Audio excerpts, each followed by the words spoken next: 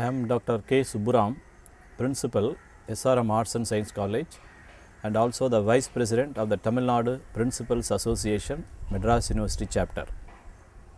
Today, I am going to talk about the employability skills among the educated youth.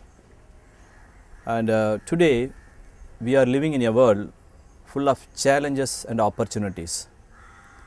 Students should have professional competence to fit into the changing global business environment. We believe appropriate training to our students. We also believe appropriate soft skill training to our students to enhance the employability of educated youth. And today's corporate reality, the way we communicate, the way we transact each other, the way we play in the job market is a very important factor in the competitive world. When you talk about life skills, usually we used to say about soft skills. On one side, the booming of the IT sector is creating more jobs. On the other side, out of 100 students, 80 students have failed in the first stage of the campus interview. The reason for this is they don't know how to frame communication, and lack of body language and language adaptability. All these soft skills are not there among the youngsters. So, the parents, students and managements, college managements and even the industry representatives are all worried about this type of nature prevailing in educational institutions. So, there is a big gap between industry and the institution. The gap can be bridged by importing certain skills. Say for example, a communication skill. What is communication? Fluency, accuracy, correct expression are essential for effective communication. And in most of the education institutions, we don't give importance for these type of skills. Unfortunately, we give importance only for the academic knowledge. But what industry expects? Industry gives 20 marks or 20% for knowledge, and industry gives 40% importance for attitude and 40% importance for skills. Unfortunately, in all the education institutions, we give importance only for acquiring the knowledge, but whereas the industry gives only 20% importance for that.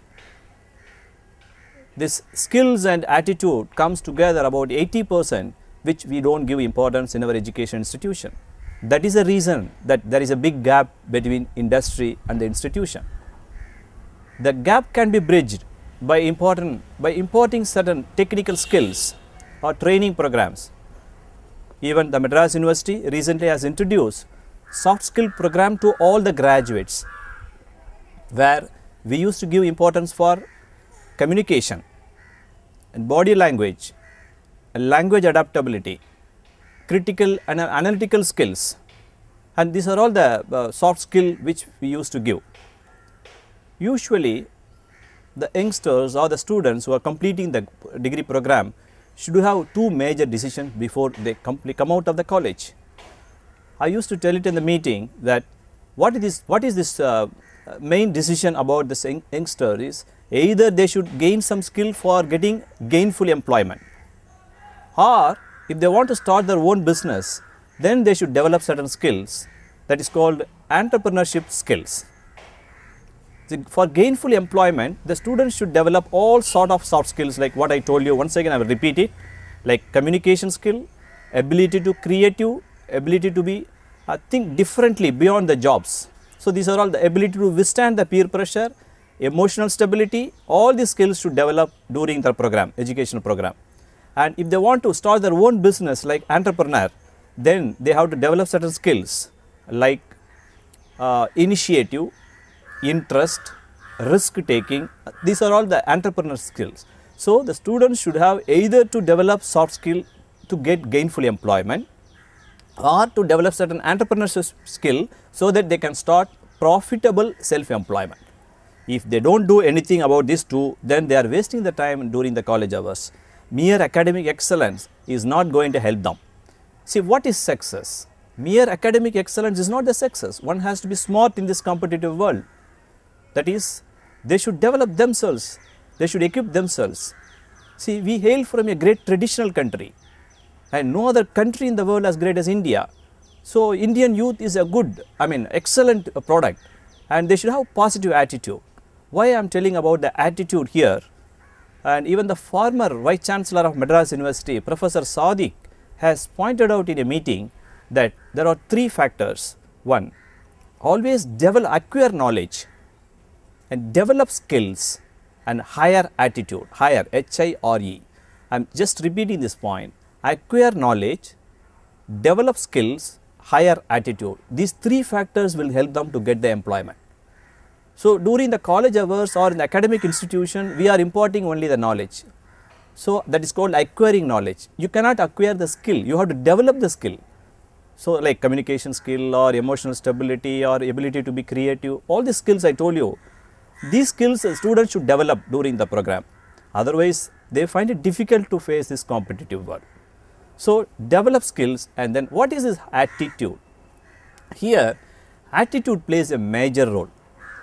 And even Harvard University has conducted a survey in 113 countries, where the survey result shows that it is very alarming that the creativity is being totally wiped out at the age of 16. That is, when the student is completing +2, when the student is coming to the college after completing the +2, the creativity is totally wiped out. That is the system of education. So, we have to change our system. Students should be encouraged for creative activities. When you see the foreign universities, there they are giving importance only for the original ideas. So, if you have creative knowledge, then they will encourage. They do not depend on the textbooks, or they do not depend on the points what you remember from these books or textbooks or reference books. So, we should give importance for this creativity. And apart from this, when you come to the attitude, there are two types. One is called a positive attitude, the other one is called a negative attitude. You know, this positive attitude is a wonder, it has a lot of wonder. So, the positive attitude is a very good trait among the youngsters. There is a word in English called congeniality. So, this is a very excellent thing, that is being polite at all times and at any times, under any circumstances, being a polite, that is a good social skill. So, these are all the things that the students should develop before they complete the degree program. Then only it will be useful for them to face this competitive world. I told you about this congeniality. There is a word called congeniality. It is an excellent word in English. I told you about this. The meaning is it is a good social trait.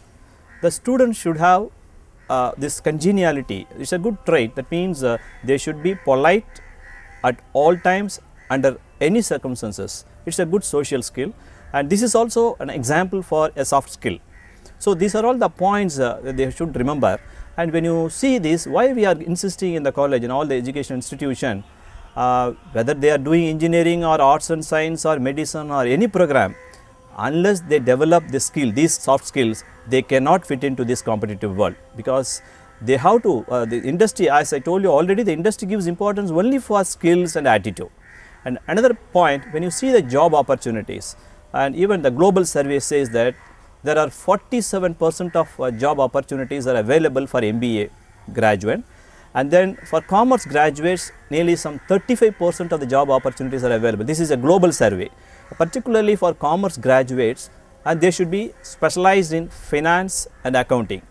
And next to this, I told you MBA 47%, and for commerce graduates 35%, and for engineering science graduates or engineering graduates, they have only 11% opportunities in this world, and for social science it is about 7% opportunities. This is the global survey about the job market. And anyhow, one thing I want to tell you, a man who knows how gets job. I will repeat this point, a man who knows how inverted quotation, gets job, and a man who knows why becomes boss.